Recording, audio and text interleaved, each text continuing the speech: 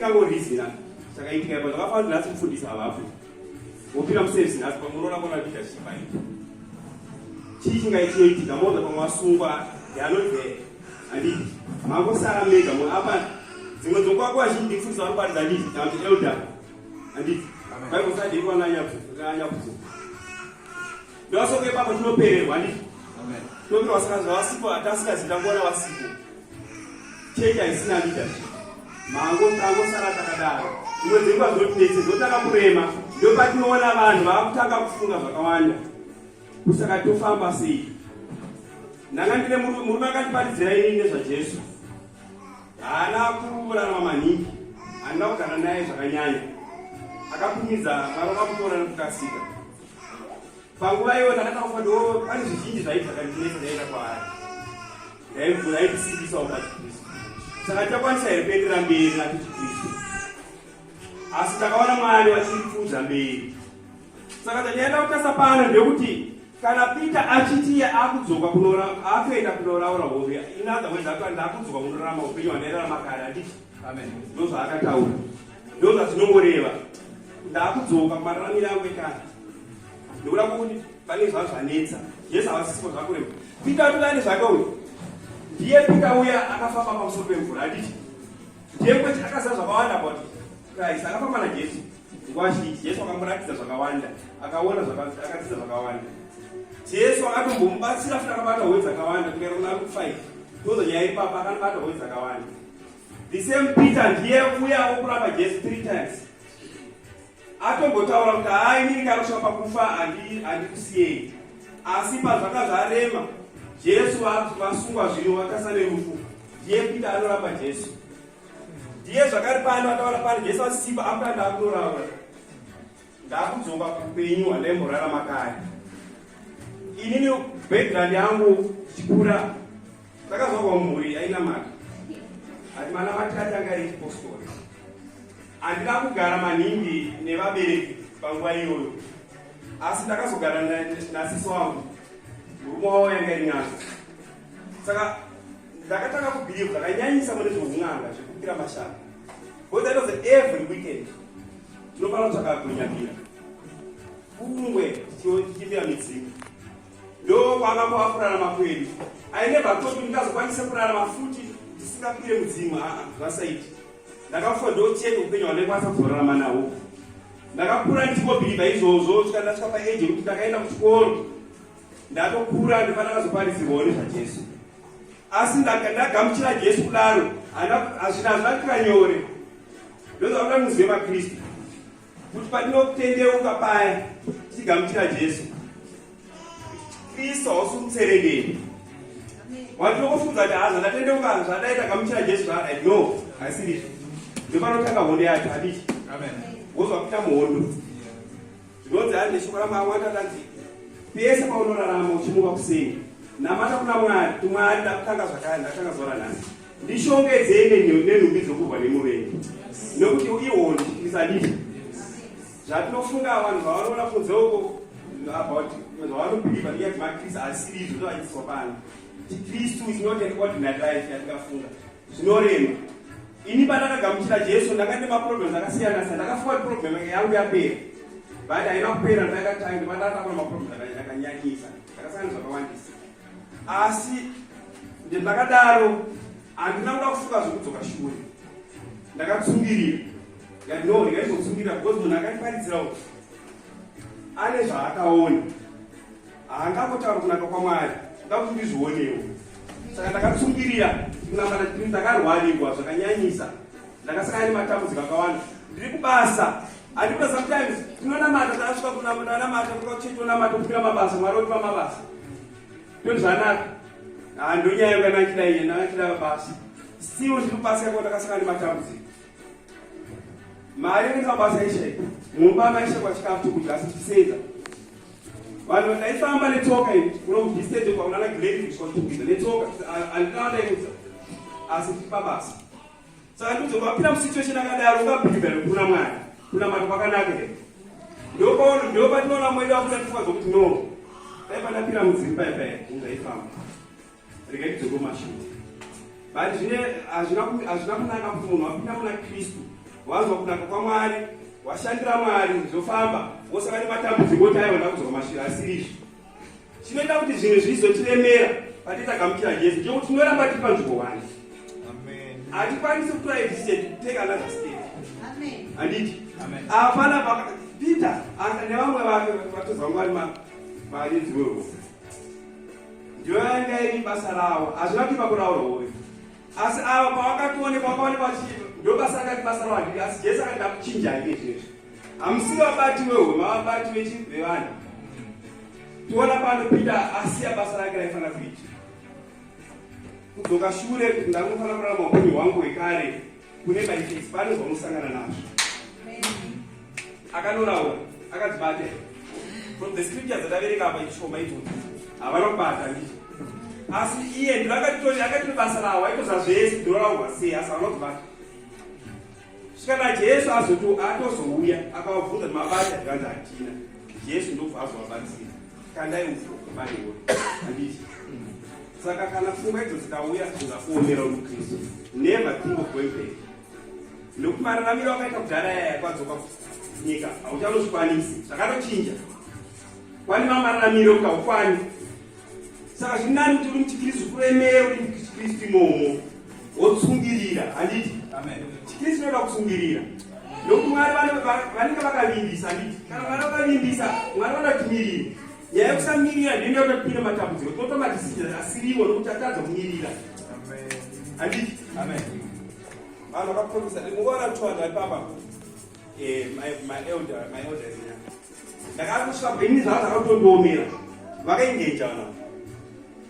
Engagement kwekuroorana, mukomana nemusikana, vaengeza.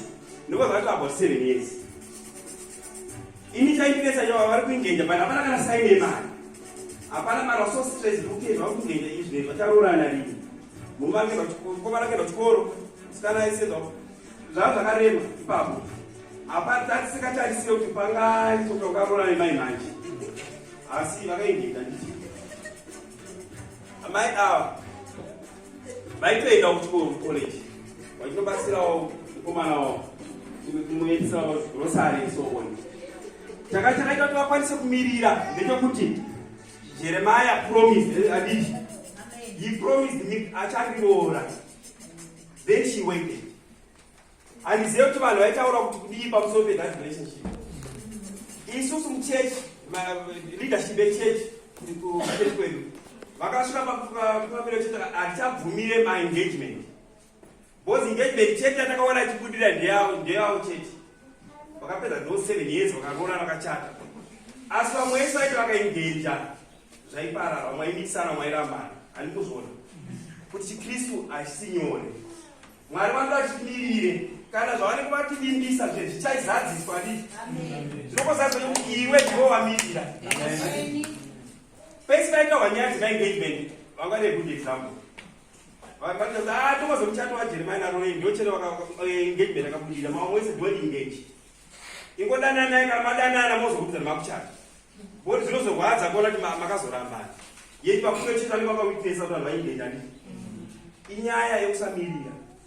Vazhinji vedu tiri kubuda pane zvinhu zvakanaka zvataita muupenyu. Even haisi nyaya yekuti iwe unobhekisira kuenda munyika unomwadoro kana kuita kufamba. Aiwa, munhu anobhekisira ari muchechi. Zvinhu zvawaita muchechi muno hauchaiti. Uri kuendera mberi, zvinotaka slowly, bijani. Uchikuti no, ndichati. Sometimes maybe unenge wakaseta alarm. Ndichamuka nachokoti chena mati. 12 zokwana alarm iyo ringa waita kuchapedzima uri ona mati. I devotion yangu maybe wakaita devotion every 12 o'clock fara kuna mati. Gradually it goes on what to backside. Hauchatuna mati anditi. Wayafara una mati hauchatuna mati.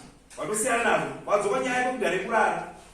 Anditi, yei pane hondo pane nenge iripo, Satani arikufamba arikutsvaga ukuparadza anditi. Tadzoka mumashure mune zvakawanda zvataita muchikristu. Munhu anodzoka shure kunzira yake yairarama kunyange ari mukristu. Handiti? Amen. Because even kana wakatanga uchitanga kuona basa, Mwari wakabasa uchipana chegumi with everything wherever paitwa mari kubvisa. Kana usibvisa zvimwe zva backside handiti. Amen. Watodzoka kumashure, dzoka the old way yawairarama. Hautararame according to what you promised. Handiti? Because kana waita maproblems ako, waita problem motikari yafa, mazvikwereti chichichi. Does it mean that kana waita zvikwereti mari cheguma chadzo ndokuna mari? Asizvo. These are your own problems, handiti? Be a Christian, okay, these are my own problems. Ini ndakasungirwa kuti ndipe cheguma kuna mari. Then kana wakati ngova cheguma sape iye breaks in handiti? Wazoka shure kupararama yake ukare kuomera mari kuti aubvise mari. Anoda kubviswa mari. Mwari avakuropafadza. Handiti? Tikurega kuropafadzwa kazhinji nenyaya yekuda kubatira pane zvinhu zvisirizvo. Handiti? Amen. Pano avakakosa nyaya kuti aiwa ndida kudzoka kunoraura uyu, ndakunorarama upenyu hwangu ngokuraura uyu. Hazvina kubudirira. Handiti? Nzira yakanga ratiwa naye naKristu kuti ndiyo yamunofanira kurarama iye, ndiyo yaifanira kurarama iyoyo. Kuti kana kunyange zvikarema Kristu asisipo, Mwari vachatipa imwe nzira yekufamba naye. Saka kutsungirira chinhu chakanaka, marizao tsaiti anozobuda pamberi ako, newe munhu uchazofara kuti andakatsungirira. Vamwe maenda vachikambira negumbo iri, gumbo rakandivadza, ndairwadzwa negumbo iri. Ndaigona kuenda maprofita, akapiwa maadvice kuenda maprofita, n'anga, zvipini, kuti kuori. Asi chandakangozwa ndikuti I can't waste my time. Nguva yese ndakasangana naye ndichirwadzwa negumbo, ndikanasana zvakawanda, asi ndozongoita nokuda kwegumbo iri. Vanoziva ndakarwara, maestera akarwara. Vaipano vanozivavisa. Kutya kwese kwakapera, kutya kwese kwakapera, ndipandakaona kuti Mwari kuna Mwari kudenga. Zviye zvekutamba zviye zvokuyema zviye zvinopera. Ndozvinoratidza kuti she can die. Handiti? Ndichitaura naelder wangu kuti chakandudza kuti the devil can tell that she's going to die. But ndakava nekushinga ndichimutarisa no, she'll be fine. Ari muchipatara. Ndakava nekushinga, Mwari vakandipa kushinga. Ndakataura naelder wangu tichienda visit yekuchipatara ndikati ko ndikasvika natezvara vachiti vachiti vada kutoeresa kunaka ndoita sei. Akanditaura mashoko andakangochengeta, akangoti kana wasvika kwavari vakutaura kuendesa ngavataura kuti vamuendese kunaka. Ende pandakasangana ndati andakasangana nazvo izvozvo, vangotaura kuti tinoda kuti ane maprofita akazodaita zvakati mutore mende naye, asi ngandipene mari yacho kuendesa ikoko. Inini isu tinoona mari, tinobhirirwa mushoko raMwari. Ivo zvivindi zvavo zvekuti vatakaisa munhu kunanga nekuti vakasvika mune vanhu vakadai zarodai kuchipatara vaizara kudai so vanhu vakipira kunamatira munhu wayo maipinwa navanhu maibvunwa kuti vanhu 4 but daini naelder tikapinda mukati muyamwa tapinda tiri 4 then elder vazobuda panze mamakazi 3 mamwe opa vanenge vari panze kupinda svikara mese muwadhi wemazara makristu kuti atikakuisa mumakristu. Takaona kubata kwaMwari, Mwari vakabata nesimba rinoshamisa. Saka ndakafunga kuti okay, zvese zvandakapinda nazvo izvi zvokuti angadai akafa, ndakaramba kuenda kun'anga. Nhasi ndozvindarwadzwa negumbo ndokun'anga handiti. Saka nyaya yekunamata chiKristu ngatisaitorerei kuita zvinhu zvekutinotamba. Ine hondo mukati, ine rufu mukati. Wozi ukacheuka ukadzoka kumashure unosangana nezvaunosangana zvinogona kuparadza. Nokuti wadzoka handiti. Mwari vari vati ngatitarise pana Kristu Jesu, nokuti iye ndiye muvambi nokukwanisa kutenda kwedu. Chaakatarisa mauriro achachipedzisa. Hanzi nyaya yekunamata yekupedza handiti. Asi izvo zvavasingaona vanhu munyika umwe, isu tinozoona handiti. Mwari wakazara kwatiri kuti tizoone kuti pese paunogamuchira Jesu semuKristu unosiyana nevanhu vari munyika umwe. Kunyange zvireme sei, you just believe the word of God. And that Christ in you is the hope of glory. Amen. Christ in us is our hope. We have got hope, not like Christ. Saka pese pazvinorema unokuza kuti no, I got hope. Nokuti takagamuchira Jesu. Vari munyika havazvizivi nokuti havana Kristu. Handiti. Amen. Saka kana kunyange zvikatiremera tinotsungirira nokuti tinoziva kuti vatakatenda kwaari, vatakagamuchira akatendeka. In his own time, he's going to make everything look so beautiful. Gokangaro matambudziko ako ese aya. Kuti ndiyeno. Andimazvona. Mwana watisi. Vari vatanapa. Vakatadza chedu kuziva kuti no, Mwari Jesu akanga apia kwavari for 40 days. Akubva musi wakanga afa. Aingoramba achiuya kwavari kuti tarirai ndine minisi yose. Handiti. Amen. Airamba achiuya kwapana assurance that I am with you. Even now, pazinokuremera, Mwari vanotaura kuti don't worry. Handiti. Chokora Mwari notaura Paul chinyora kuna Philippi chapter 4 and verse 6. Be anxious for nothing, but in everything by prayer and supplication, with thanksgiving, let your requests be made known to God. Amen. And the peace of God that surpasses all understanding shall keep your hearts and minds. Through Jesus Christ our Lord. Yes. We should pray for that peace. Hallelujah. We want that peace that surpasses all understanding. Yes. What people understand, what people say in the world, you just have to believe. Yes. No, we pray. No, God. I'm praying for that peace that surpasses everything. And it.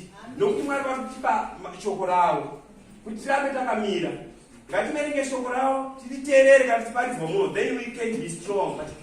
Amen. But please, ndamira mashamira side vakuru vachita kutukana paamerika vanasangana kutukana chetika speed tikagara kuziva shamira side zvine zvakuda mwari kuti vatibatsire ndakabatsirwa nokuda kwevana ndinava vakanga vatendeuka vakanga vari pamberi azanhu ngatiende side ngationa mati isiri nyaya yekuti tafevha side ratakanga nayo kwakuti kuti ai ndo chechi padhuze ngatikuendai kotonamana handiti ukasangana nesituation yakati iyoyo unodzoka backside unodzoka ndindigaiti kupinya wanderarama kudhara wakauri right kuzomutera munhu akupa kwakati no ndiri right akupinya watorama waraisi no it's okay asi nesa kunakira zvezvitorema muna kristu ndomatoona kugara muna kristu ndomatowana zvose ngatinamate kuna mwari kuti mwari vatibatsire ukama hwedu namwari wo ukama hwakanaka tive neexperience yekunaka kwamwari David anonyora zvakare kuti I've been young, now I'm old. Yet have I not seen the righteous forsaken. Yes. No, his seed begging bread. David akazvati, you can bless us in takarara. Muri mablanket makarara, man can bless you. Yes. Vanaizera vakadya izi. Vakadya mana, vanokuishandira. As the same people vanaizera, ndivatoona vachikukaenda kuna Exodus 32, ndiona vachicomplain hadi. Kukomplaina kazhinji kunovanda makristu, ndosaka tisina mabreakthroughs. Amen. Zvinofamba sei kuti complain. Even unamati unenge kuti complain. Handiti munhu waranamata mirira. Ndozvodana mwari, mwari wakumirira. Vana vaIsraeri Moses ari kugomo musina achinokuti Ten Commandments. Vakatosvikira vatomba chikudhura kutonamata. Hanzi anonoka. Handimaona. Hapana chinonzi kunonoka pamhinduro dzamwari. Mwari vakusana nenguva yawo, havasani nguva dzedu isusu. Handiti. Saka munati zvikadzoka chechi zvikatasaizvo mari mukabuda paizvo mukakutasara. Muna vazhinji vasiri pakati pedati. Vamwe vatotedza chose. Gore rechitanga vakatainamata. Vamwe vakatsanya 7 days, 10 days, 31 days, including vakatsanya kuti vamwe vati already yezvezva zvakuparemera. Vanofundisa taita macrusades, takaita macrusades zvakanyanya, takaevangelize kutubisa. Taienda kusvika kupona makoni kwese kuseminary. Asi vaiti kana vanhu vauya kuchekiswa taivaudza kuti patinenge tiri kumacrusades paya hatitaurire chokwadi about Christianity. Zvamatuuya muno manje matanga muno Kristu muchasangana zvakadai handiti. Saka munhu kana waudzwa izvozvo manje wotibvunza kuti saka ndofamba sei kana watopinda munyaya yechikristu ndaakutofamba mugwara racho saka ndaakutovimba naJehovha pazvinhu zvose ngazvindiremere zvondiremera hazvo kumba kwedu vakanga vakuziziva kuti hapana aitanya kuti mutengere doro kana ukaenda kunanga vasisati tauriri. Ndosaka as many as possible mukatore muri kwedu vazhinji vakagamuchira Jesu.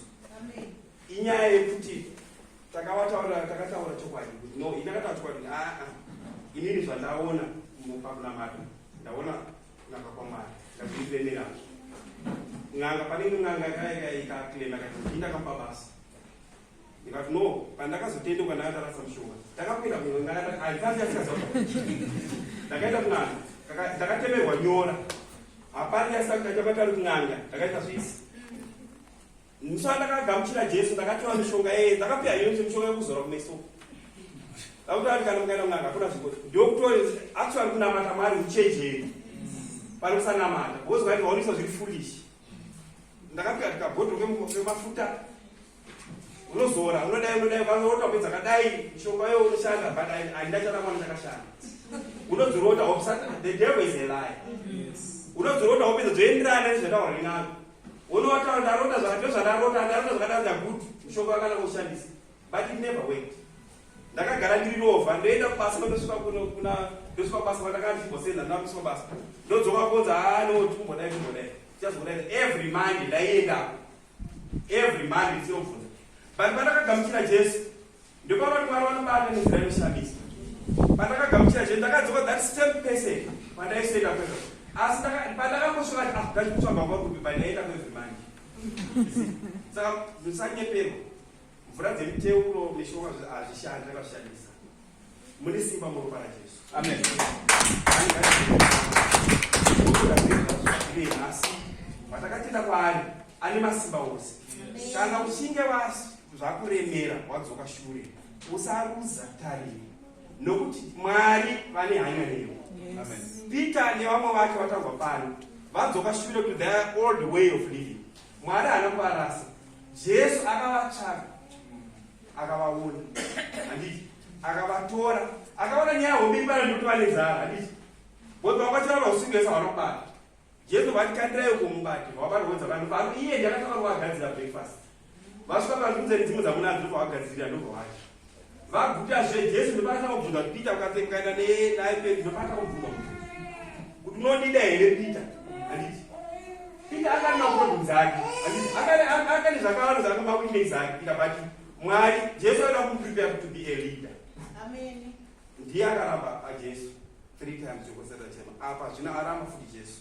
Jesu mubvunza kuti katatu iwe Peter unondida here ndo paakaona abvunza 3 times akamurimaina futi zvomashure ndo paataka kuchema kuti Mwari munozviziva handiti ndo kutendeuka handiti akawati godly sorrow handiti akaanzwa kurwadziwa sei chivakudzuna bvunzo isi akadai akaona kutadza kwake ndakafundikana saka munofanira kuziva kuti kana ukarasika sei ngatinotaurire vari munyika vakabackslide vasvika uchechi kuti no Mwari vari kudai kunyange varasika zvakadii Mwari vari kuda comeback nokuti Mwari Jesu akanovasvika akanovatora haana kuvatsura munoziva kuti dambudziko rinoitika panotika vanhu vari dzimwe nguva iko ukabuda unosangana nemukrista akati mwanamata momusangana naye muzvi nzira uchamutsura nayo ndoichaita kuti icharikonzera kuti adzokucheka kasadzoka ukamutsura nenzira isiriyo haadzoki asi vaona nzira vakutara nenzira yakanaka achadzoka handika tikati tinamato nesu